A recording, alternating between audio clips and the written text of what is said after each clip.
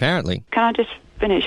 He can use his wife's badge if he's shopping for his wife, but he couldn't use it for himself.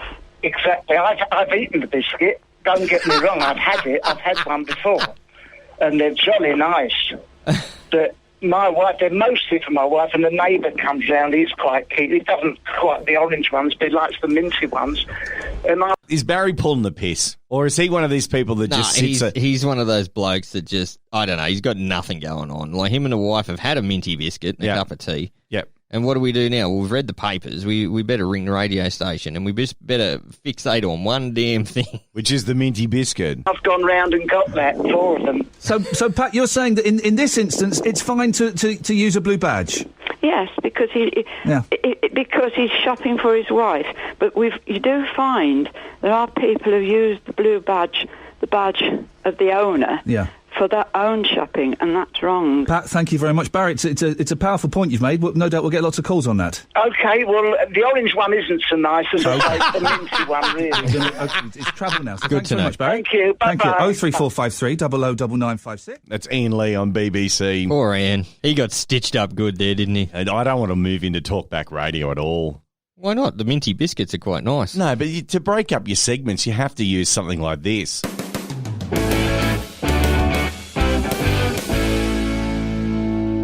Italy's copping it bad because of this whole coronavirus thing, as. Oh, yeah. Really bad. In fact, I think they've banned flights in and out of Italy, haven't they? And there was some talk maybe that that Ferrari weren't going to compete at the Australian Grand Prix because of that, all that kind of thing. Well, guess what? A little bit of hope has crept into Italy. Okay. Italian citizens have found wine flowing from their taps. Water into wine. Is this a miracle? Well, anyway, this is information where wine has been flowing into the bowls and taps and sinks and all that kind of thing over in Italy. This is incredible. Now, they haven't actually told us why. I don't have an explanation here, unfortunately. I just saw it off the internet. The nonsense that we get off the internet, I just need to do it. But anyway, an Italian family actually filmed wine coming out of their taps. So what you can see here, there's the tap. Oh, it's gone very pink. Very pink.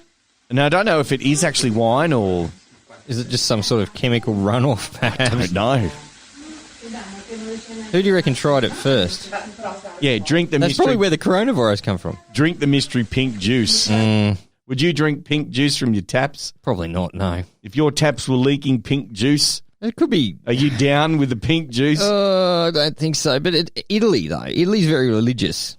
Very religious. Very religious. They've got, a lot of God stuff going on over there. Yes. Well, what if it was tap stigmata? Tap stigmata? Yeah, because they have a lot of weeping and bleeding statues in Italy.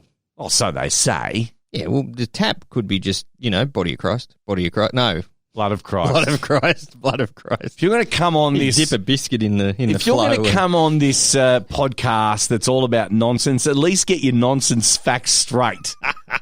Well, what about you? You gonna sip from the pinkish cup there, Benny? Oh, no. The toilet paper wars, as I've been into the supermarket a couple of times. It's not really the wars, it's just the wars of people actually trying to get the toilet paper. I walk down that aisle and I just have to laugh. I go, you know what, society? This is ridiculous. We have reached rock bottom in terms of intelligence. Like, we need to stock up in this stuff because, basically we're going to be all infected and all that kind of thing. Really? Are we? It's a respiratory disease, by the way, Yep. COVID-19. You don't get the squirts. COVID-19. I swear I was clean. Anyway, there was a fight. This is old news now, but I just wanted to play the audio of the fight there, okay? So we had people punching on, trying to get toilet paper, and I think it was between a couple of Islander ladies.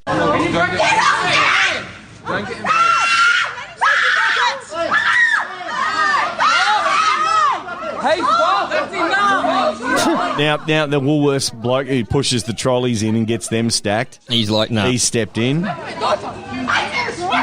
So she's got like 4 or 5 big blocks of quilting. There'd be, over 100 rolls of loo. Oh, absolutely. Loo paper there. Excuse me? Go away from my daughter. So you got the mum stepping in now. Oh, yeah. I just want 1 pack. No, not 1 pack. What's the limit? That's Nonna. All she wanted was 1 pack. And then Nonna's like, no. I need everyone to back off Right now. Stop. So he's the manager. Yeah, he's got the pink shirt. He's got the different coloured pink shirt down the Woolies. You need to get off this trolley now. So he's banning her now. Yep. So they're down in the small goods section. Adrian. Adrian's laying the law down. Call the police. I'm calling the police. Yep. So there you go. Yep. He's been Adrian's told. not around. Nah. Now here comes old mate Ivy is just like blocking the camera. Get out of the way, dickhead. Thank you. Oh, someone's crying. So there you go. That's Now, what it's turned into. Down the aisles. People fighting over shit tickets. Shit tickets. Like, what does this world come to? Boxing on for shit. You know what?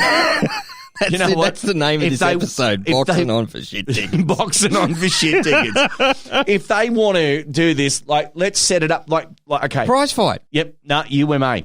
Let's do it, UMA. You want that toilet paper? You get in there. It's a blood sport. In the octagon. In the octagon. Get in there. You know what I mean? You remember that kickboxing movie? It was probably called Kickboxer, but I can't remember which one it was, where old mate prepared for the fight against Jean-Claude Van Damme's kicking a concrete pylon. Yep, it's Kickboxer. And breaking it. Yep. Hell. Yeah. You know, if you want to get, can you imagine? Like, I don't dress at the best of times when I go to the supermarket. Usually it's at a time when you know that there's not going to be any paparazzi or anything like that. It's usually maybe a jumper, trackies, Uggs. And you're not even lifting. You dress for comfort. You don't lift your feet so you can just hear the shuffle of like your feet not being lifted properly. You're not sprinting you just wander in, you know what I mean? Mm. No one's going to see me here. I might see someone I know. Someone, the chickie behind the checkout. She's like, "How's your day been? How's your night?" And you're just like you are normally with everything. Yep. Look, I just they should put gyms, like boxing gyms, next to Woolies. You know what I mean? To get in there. Now, I can understand that some suburbs. Some people are more fitted than others, more stronger than others to be able to get in there and box on for shit More tickets. violent than others. But then you get the inner metro ones. Mm. Now, anything can happen down there. I want to see the fights that happen at the Woolworths Metro stores. Like the one across the road from Town Hall. Something like that. But let's move further up to Darlinghurst or Surrey Hills, for example. I want to see what those fights are like. No, I do. I really want to. You'd have to go to the weekly shop with like phone books strapped around your waist so you wouldn't get shanked. That's right. Yeah, just have and the old school phone books. You'd have to not the new ones. See if they've got any if down it's the new phone books, you'd have tablets or phones strapped around you. You need to know exactly, like just around your abdomen so you don't get shanked in the kidneys. Yep. But like, I never thought that it would come to this, for example, where you walk into the Woolworths or Coles or wherever it is to go and get yourself some toilet paper. And having to take like a shifter to make sure.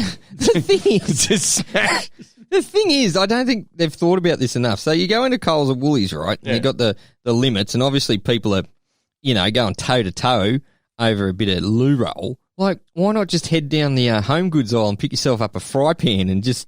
Will they waste everyone before you? Or go grab a kitchen knife, do this shit properly, and you don't even have to buy it. Don't bring it with you. Well, see, now the knives and stuff, they've got it all in that, gelled up plastic stuff that you can't. You can pick a pot or a saucepan up off the shelf and wail on someone. Yeah, Poss could, but anyway. But the thing is, picking up one of those skillets, for example, running around the supermarket just like you're in someone. PUBG. Oh, God. Let's not then. That's all people are going to do. Yep. Running around in your undies with a saucepan like you're in PUBG. If you don't know plenty of loo roll. If you don't know what PUBG is, good, because obviously you get out and exercise. Lock yourself into the friggin' basement playing that stuff. I think PUBG, you know what I want to see, right? I was only thinking about this the other day. Remember Lost? Try not to. I reckon Lost should have been more like PUBG. 100 people crash on an island. Last one living gets out. That's right. But they're all dead anyway, weren't they, in that show? Spoilers. Oh, everyone's seen Lost. What are you talking about? No, the script writing was dead from about the 4th season. Is that a Joss Whedon? No, no. Who did that? Someone. Well, it was dumb. It was. And this toilet paper shit's dumb too. Let's get a little intellectual. NYU. Now, they made a law video teaching about copyright, was actually removed by YouTube for copyright infringement. Oh, the delicious irony. The New York University School of Law thought it had a problem when one of its academic and educational videos posted on YouTube in two different versions, by the way. Exploring the nature of the finer details of US copyright law got flagged for copyright infringement. But then listen to this, the education institution had an even greater hurdle to overcome to try and explain how and why that turn of events was even possible, which it means when it comes to fair use rule interpretations, and applications, and how and if anyone can really fight false copyright notices these days. We can't. There's actually like squads of people just trolling through YouTube, listening for milliseconds of copyrighted music and just infringing it. And the problem is, YouTube, the onus is on the person that gets infringed, not the person that does the infringing. Yeah, exactly. And now, it's shit. There's any number of videos of calling YouTube out about how bad its copyright infringement is. Can I tell you, I experienced this last night firsthand. Really? I was watching episodes. In fact, it was episodes of Sale of the Century because I like watching old Sale of the Century. Sale of the Century! Sale of the Century! Yeah, I love watching Sale because I just love answering the questions because I just love quiz shows because I don't get enough of them, all right? I love the old-style quiz shows. Not this stupid one that's on at 3 o'clock in the afternoon on the 9 network. It's called Tipping Point. Have you seen Tipping Point? I haven't seen Tipping Point. Let me tell you how mind-numbingly stupid Tipping Point is. All right. Tipping Point is basically you ask questions and you earn counters. That's what you get. But then you drop the counters down like you on one of those coin drop machines to see if you can win more money. It's got the tray that slides in. Shitting me. No, I'm not shitting you. This thing is on at 3 o'clock They cancelled a 9 News Now program to put this shit on. Right? No wonder toilet paper's selling out in massive quantities due to the fact that this shit's on TV. Now, if you're the type of person that watches this game show, when you're getting your toilet paper and fighting on, just stop by the condom aisle and pick up a whole shitload of those so you don't reproduce. The counters drop down and then they push and then they've got to knock down like ×2 and then I think there's a star or something like that. We've got it on at work. It's on at work and it is mine. I'd rather watch the news, to be perfectly honest. I'd rather watch the news. If they produce a local version of it, I will shit bricks. On 7, they've got this stupid game show called The Chase. Yeah, I've seen The Chase. Answer these questions, blah, blah, blah, and then you come up against, I don't know, whoever it is, someone who's obviously... Smarty pants. Someone who's smarter than you. Well, they've got the earwig in telling them the answers. Of course they do. And then they go, right, so you can take this bonus if you go backwards, which allows the chaser to... He has to catch up on you, or we'll give you $37,000 or something like that, right? There's an English version on at 3, and then there's the one that's on at 5 o'clock for an hour on 7, which is the locally produced version. The Chase. Oh, it's not a chase. What? If you want to chase, watch old episodes of The Dukes of Hazzard.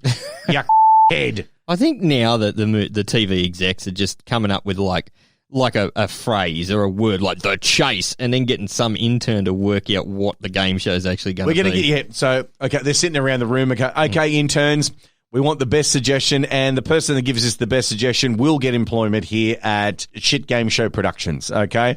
And so they'll pull things out. Right, here we go. All right, The Rash. How would The Rash work? Sebastian, how does The Rash work? Well, basically, we just get some stuff from the hardware store and rub it up against the person's face and see which one gets a rash first. Yeah, I'm not really sure on that one, Sebastian. What about who's got the clap? Who's got the clap? Tell me about who's got the clap. We just put... Tyler? Well, we just put 6 boys and 6 girls in a room. Well, not boys and girls, adults in a room, and we liquor them up with Midori illusions, and then they all just and we just test them. And who's got the clap? Now, Az is not lying. That idea transformed into Love Island. Oh, Love Island. Anyway, enough of that, though. You've got a rebuttal. I do have a rebuttal for NYU law. For copyright claims. Right, go. Look, as we were talking about, it's a regular occurrence in the music industry. Artist releases a song, someone pops up and goes, "Oi, no, that's my riff." Blah blah blah. Yeah, Verve, the Verve and the Rolling Stones. Yeah, George Harrison. What was the big one in Australia? My Sweet Lord. No, Kookaburra Sits in the Old Gum Tree. No, that was Men at Work. Men at Work, and yeah, the Kookaburra Sits. Yeah, I think no. Yeah. Anyway, so realistically, there's only so many combinations of notes, right, that you could realistically put out there, isn't it?